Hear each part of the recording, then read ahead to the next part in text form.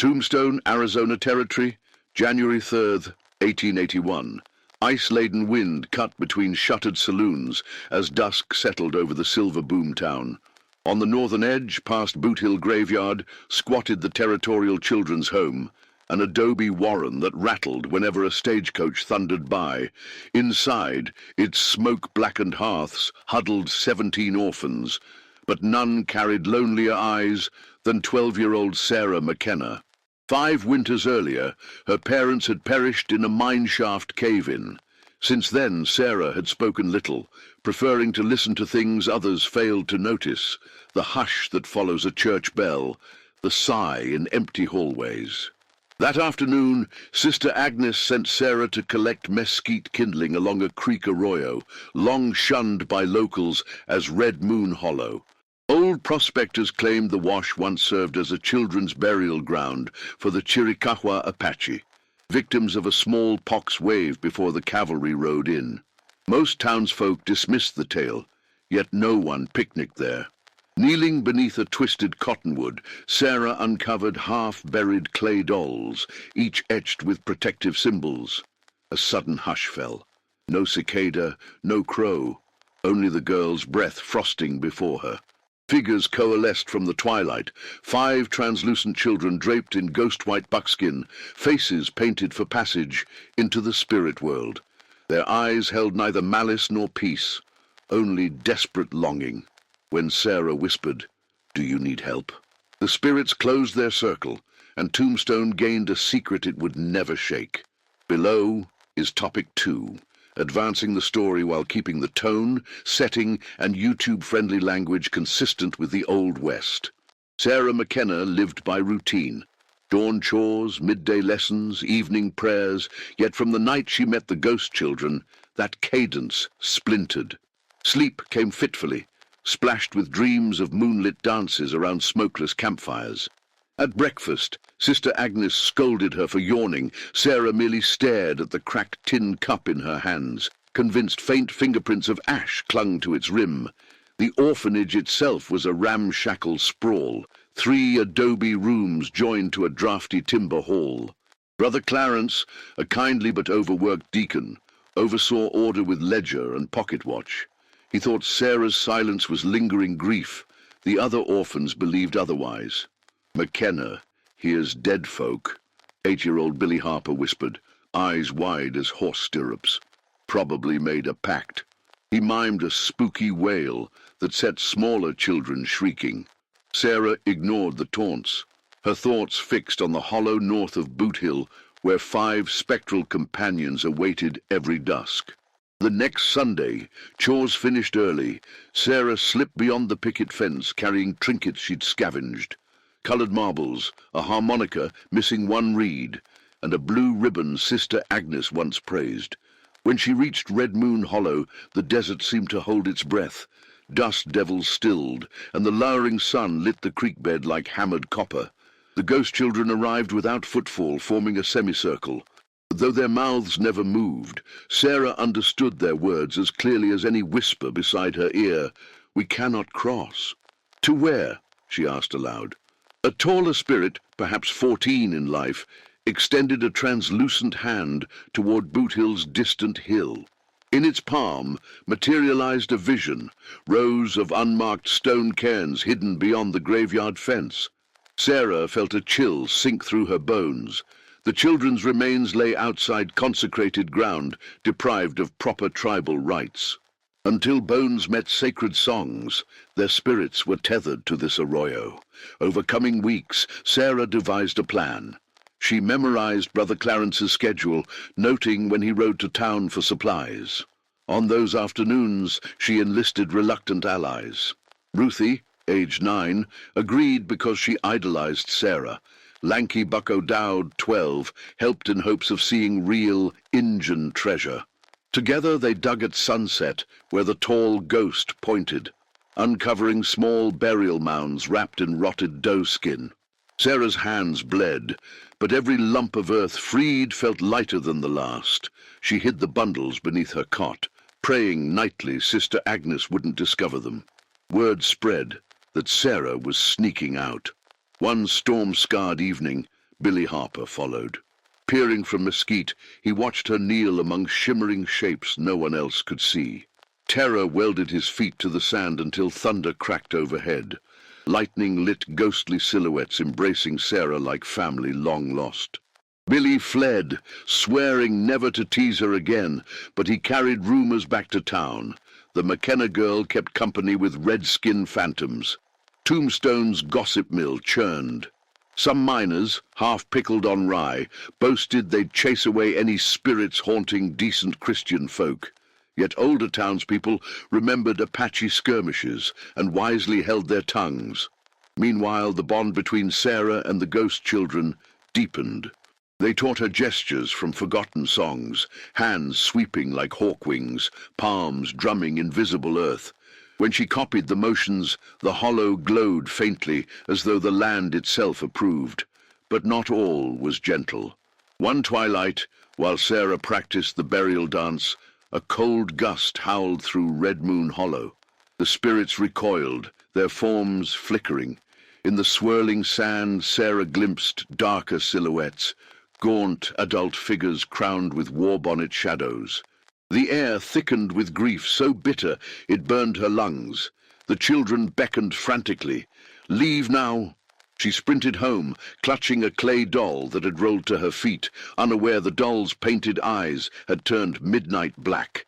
That night, shutters banged though no wind blew. Every orphan felt it. Floorboards thrummed like distant drums.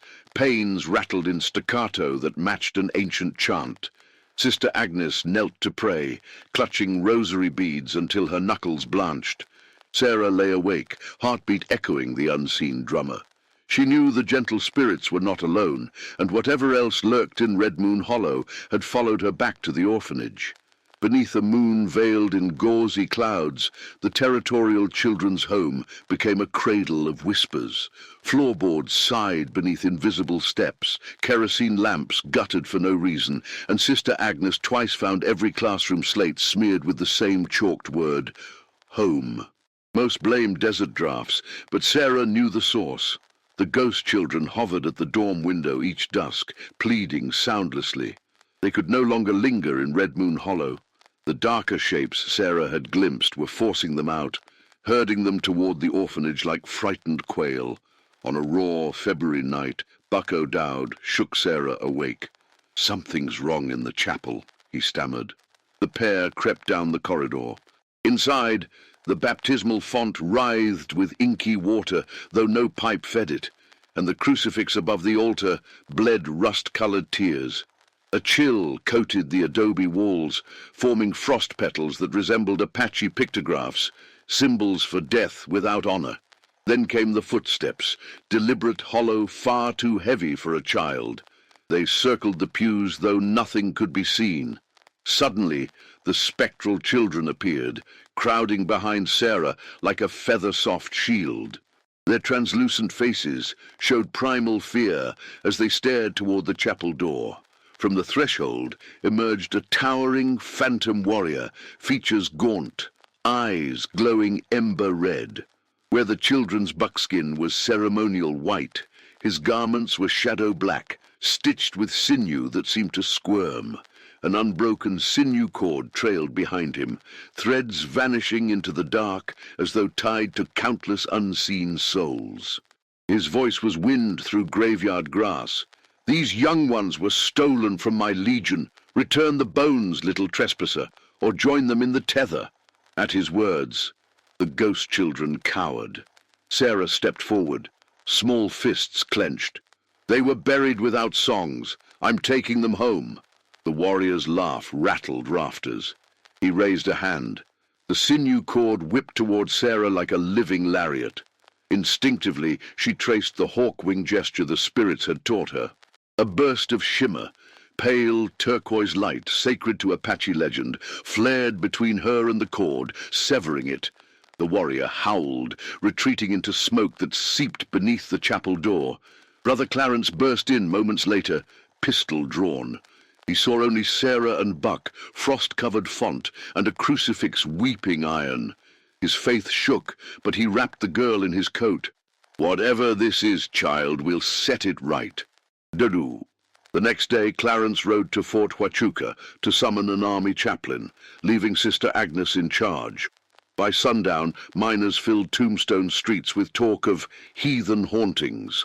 Several vowed to torch the orphanage to purge evil. Hearing this, Sarah realized delay meant doom for every child, living and dead. She rallied Ruthie, Buck, and a chastened Billy Harper. Under twilight, they smuggled the bundled remains, now 8 tiny skeletons. Sarah had found 3 more, out the back gate in a handcart. Guided by the spectral children, they followed the creek to a mesa crowned by agave and blue sage, an ancestral resting ground untouched by pick or shovel. There Sarah arranged the bones in a circle, placed clay dolls at each point, and scattered juniper ash the spirits had shown her in dream. The ghost children began to chant, voices gaining strength until even the living could hear a plaintive lullaby drifting across the mesa. But the dark warrior returned, arising from the canyon like a thunderhead. Now a legion of tethered shades, gaunt adult spirits sewn together by that writhing cord, surged behind him. He roared, "No crossing! All young souls are mine!" Buck and Billy froze, teeth chattering. Sister Agnes, who had secretly followed, stepped from the brush, rosary blazing silver in moonlight. She joined Sarah, murmuring Latin prayer that twined with the children's Apache hymn, 2 faiths braiding into a single defiant harmony. The warrior advanced, sinew cord lashing.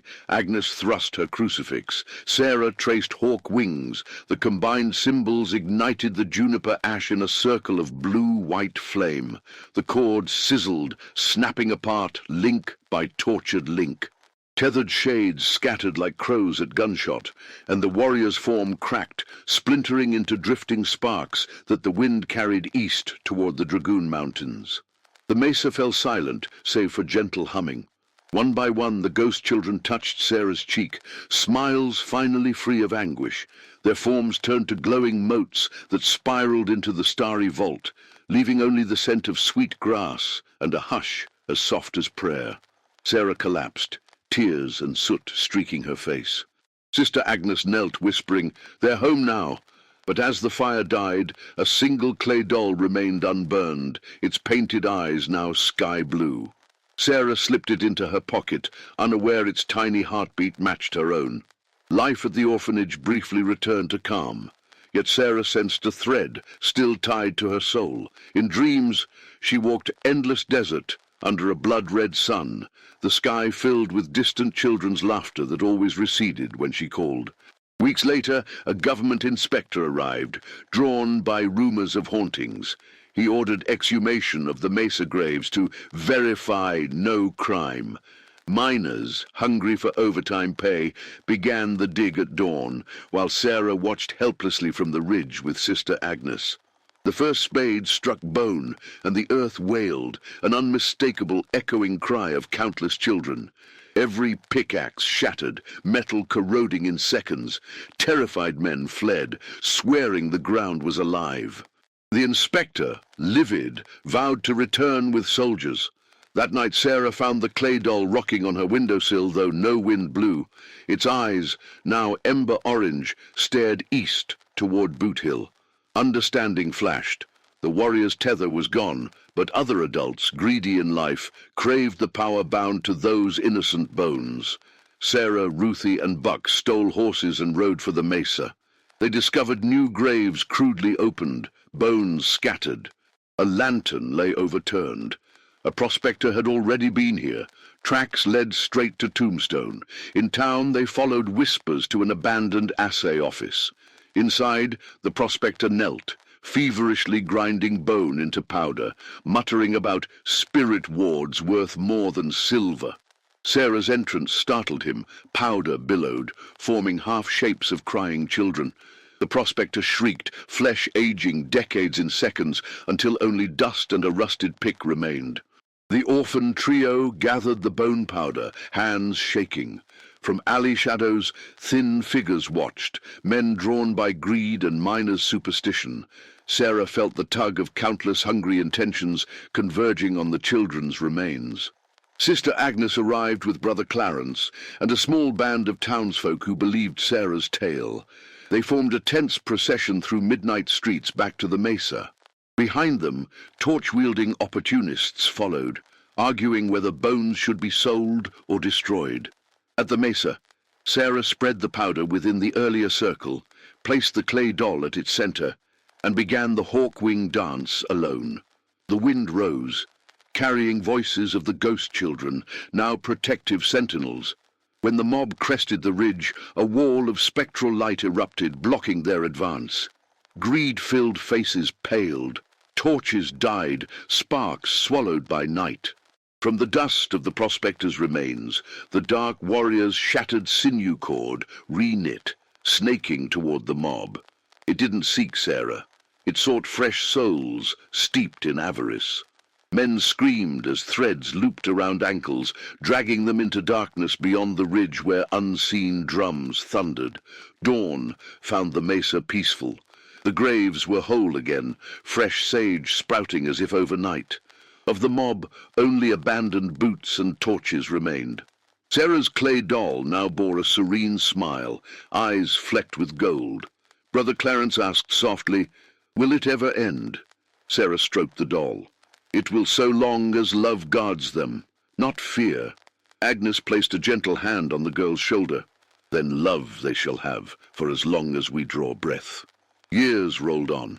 Tombstone's silver veins dried, its boomtown bustle faded.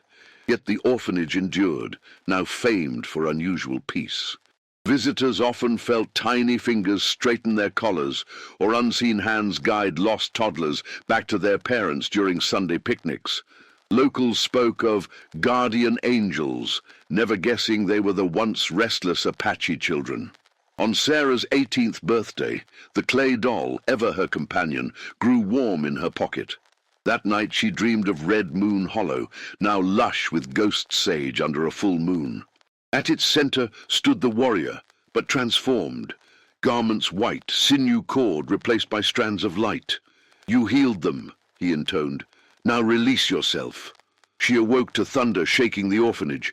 Windows burst inward, revealing the hollow lit by columns of spirit fire.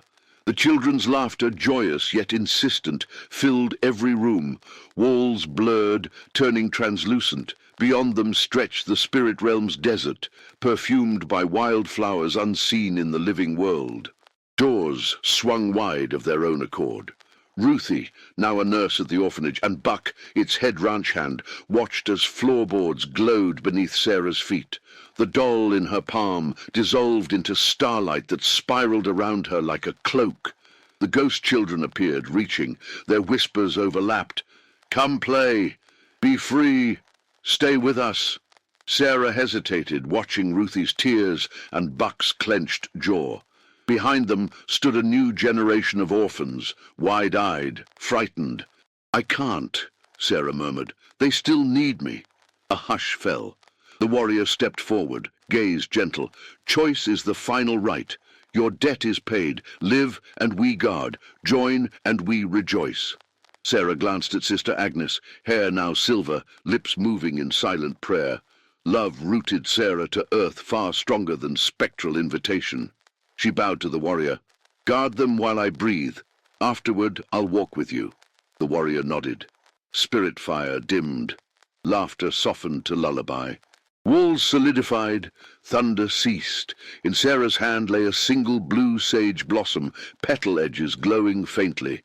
Decades later, townsfolk still tell of the night heaven's wind swept the orphanage. Sarah McKenna grew into its matron, guiding hundreds of children to honest trades and loving families. She never married, claiming her heart was already crowded. Each spring she rode to the mesa, tending graves now marked by stone carved with both crosses and Apache glyphs. Wild blue sage blanketed the site, blooming even in drought. Visitors often felt a child slip warm fingers into their hand, though no one stood beside them. When Sarah passed peacefully at 84, Ruthie, now headmistress, found the old matron clutching a withered sage blossom that shimmered like starlight. That night, townspeople spied silhouettes of children dancing atop the mesa, joined by a young woman whose laugh echoed pure delight. Beside them stood a tall warrior bathed in silver moonglow. The orphanage remains to this day. Travelers report that lost youngsters are gently led back to town by invisible guides, and misers who carve curses into desert rock sometimes vanish, leaving only scattered coins and the scent of sweet grass. Tombstone learned at last that some spirits linger not from wrath, but devotion, and that kindness offered to the forgotten can bind hearts beyond the boundary of life itself. Yet when the wind swings north and the moon hides her face, townsfolk still bolt their shutters, for they remember greedy souls dragged into the dark. Guardians are patient, but the desert never forgets.